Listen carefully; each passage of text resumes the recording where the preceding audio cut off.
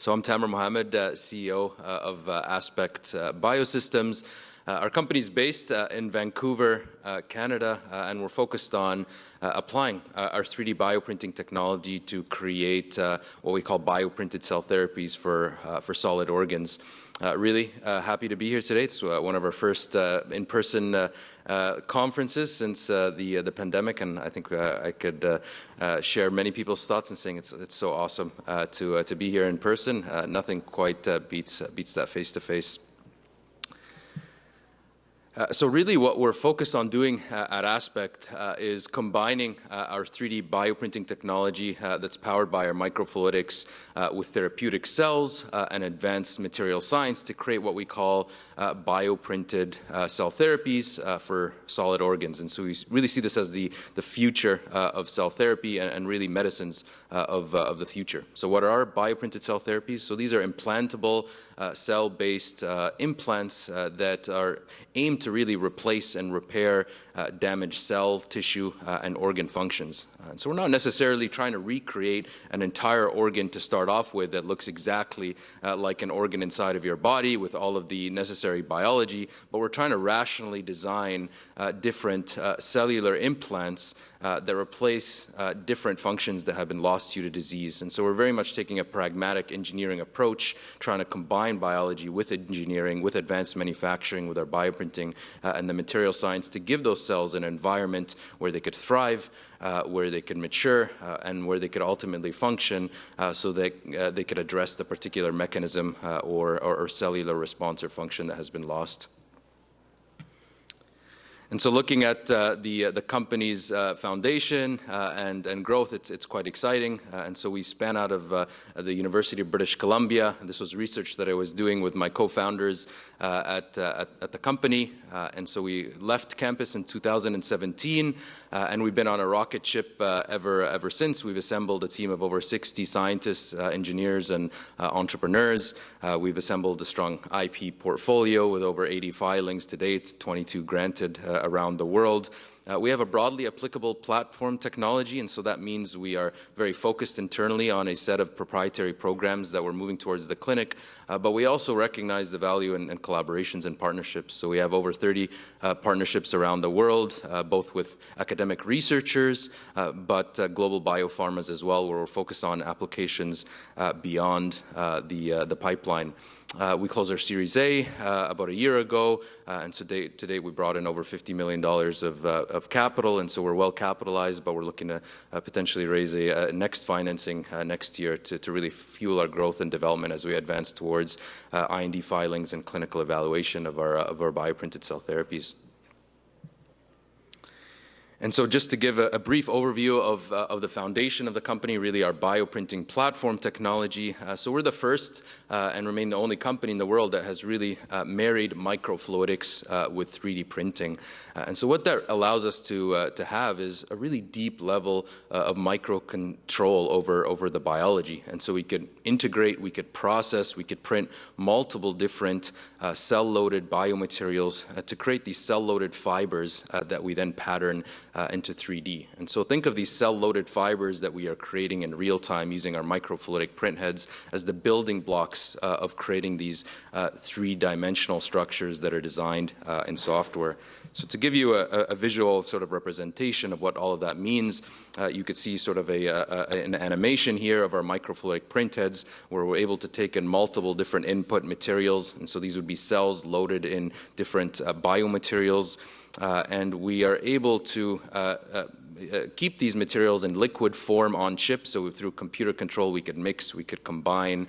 And then we introduce a chemical coaxial flow that you could see in yellow here that instantly fuses that liquid cell-loaded polymer into a solid fiber. And so what's going into the print head is liquid. What comes out is this solid fiber that you could see, and we could pattern this cell-loaded fiber into these structures. And so here you could see a representative type of a structure. And so this would be an implant that would be composed of cells and would be surgically implanted into the body. And so our focus now is taking this platform technology that allows us to go in many different directions and applying it towards different therapeutic areas. And so at a high level, we really see several key therapeutic modalities that we're thinking very deeply about. The first is cell replacement.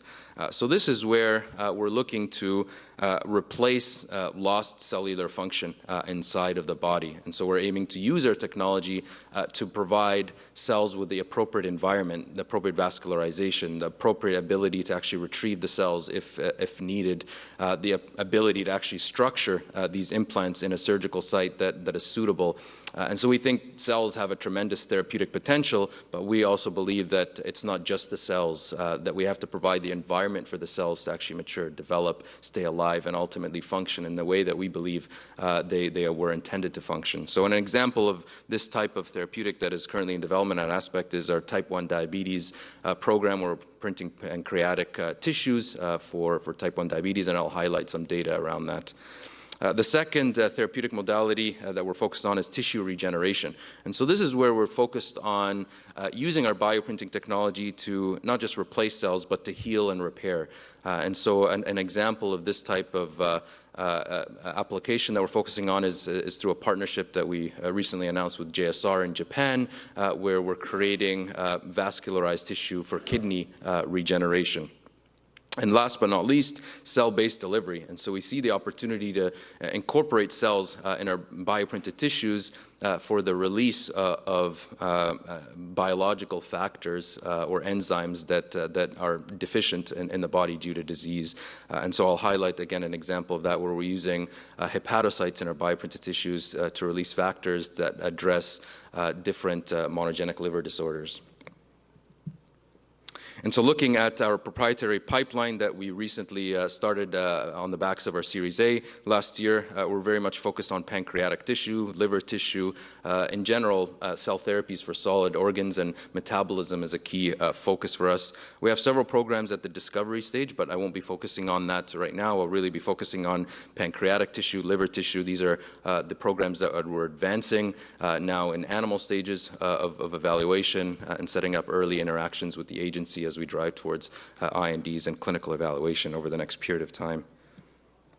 And so looking at what you can see here, we have the ability to incorporate these human islets in our bioprinted tissues and provide a protective shell around these printed islets. And so here on the left-hand side, you could see islets in the core of our core shell fibers, and surrounding those islets, we could see a shell that provides immune protection. We're currently testing these tissues in a variety of different animals. Here, you can see an example of us implanting those tissues in B6 mice. And when we retrieve these after 31 days, we could see that the cells are bright green, they're alive. And when we test for functionality, through dysosome staining, we see that we get a really bright pink, indicating that we're indeed getting really insulin-positive cellular response, which is really exciting. Here we are showing our ability to take our bioprinted tissues, implant them into animals, and achieve glycemic control for over 90 days, which we're really, really excited about. And so what we have done in this study is we induce disease, type 1 diabetes, in small rodents. These are immune deficient animals. And so we induce the disease using a streptozotocin injection, which kills off the beta cells. And so associated with that, you could see a rise in blood glucose levels.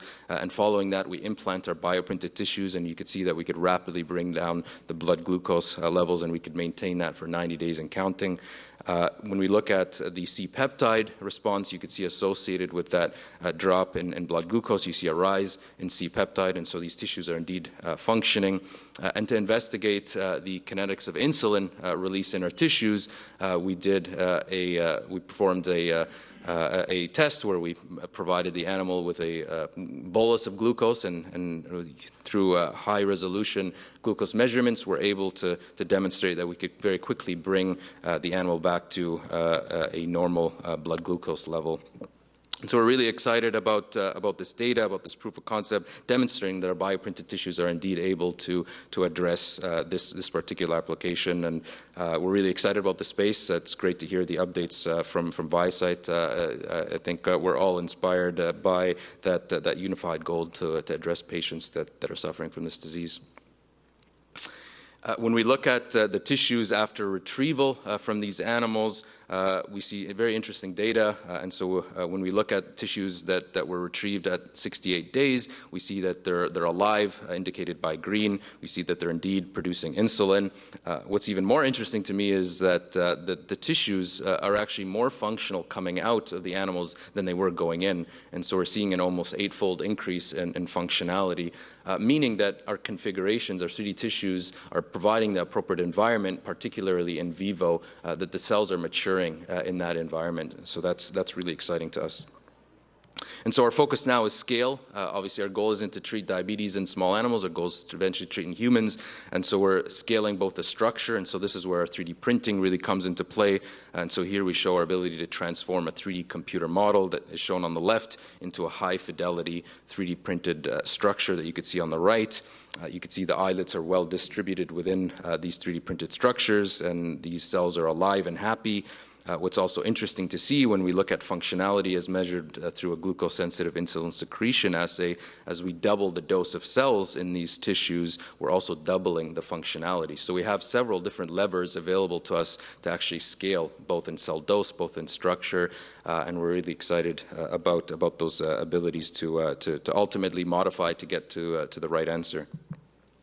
And so now we're conducting multiple different animal studies and validating our surgical procedures. We're very much focused on the omental pouch, and so here you could see our ability to actually print these tissues and implant them into the omental pouch, in this case in rats. And so we're able to show in these cell-free bioprinted tissues, we're able to implant them and take them out after 30 days fully intact. And so this is an important feature of our target product profile. We want to be able to take these tissues out in the event that they need to, if they are integrating stem cells or gene-edited cells from a safety perspective. We think that's an important consideration, and so we've been able to validate that.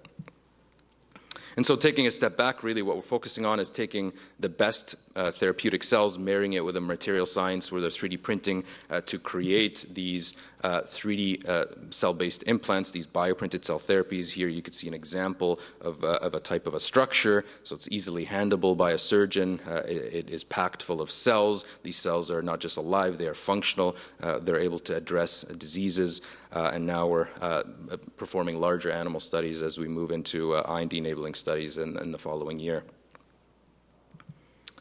Moving towards our liver program, liver is an entire beast altogether. It requires a much larger construct, and so our first challenge was to really validate our ability to pack a ton of cells. And so here we show our ability to print anywhere from 25 million cells to ml all the way up to 100 million cells per ml. And interestingly, what we've been able to show, as we quadruple the cell dose of hepatocytes, we're able to achieve an order of magnitude increase in functionality as measured by albumin. We also see the ability to detoxify ammonia with our tissues, and we also see the ability to integrate other cell types for co-culture type spheroids, and we see the benefits of actually doing that through increased viability and functionality. And so when we took our bioprinted liver tissues and we implanted those into animals, we see that we're able to get a quick rise in albumin levels and then a maintenance over 1,000 nanograms per ml, which is a therapeutically relevant level. We again get ammonia detoxification. When we compare this data to data that was published last year out of the King College London, where they showed data with their liver microspheres in neonatal patients of acute liver failure, they saw actually a decrease in albumin over 7 days, whereas we're seeing an increase. And so we're trying to connect the dots and say, okay, well, if our tissues are that much more functional, we believe we potentially stand a stronger shot. When we look at the morphology of our spheroids, it's quite interesting. And so when we look at the spheroid morphology in our tissues coming out of the animals, we see increased polarization. We could see biliary duct formation. We could see ECM deposition. And so we're starting to see physiological morphology, which is something we're really, really excited about. We see liver as a platform in itself to target multiple different indications, and so we are currently conducting studies where we're looking at gene expression, protein release out of our tissues, and we see an opportunity here to really go broad and target multiple different indications, and we're particularly interested in rare liver diseases. So just to give a massive shout out to our team, it's easy for me to stand up here, but it's all the great science that's happening at our headquarters in Vancouver that makes this possible. We have a big dream. We think this is the future, and we're bold enough to go ahead and try to make that future sort of a reality. And so, again, thanks to our team, and would be happy to connect offline to take any questions. Thank you very much.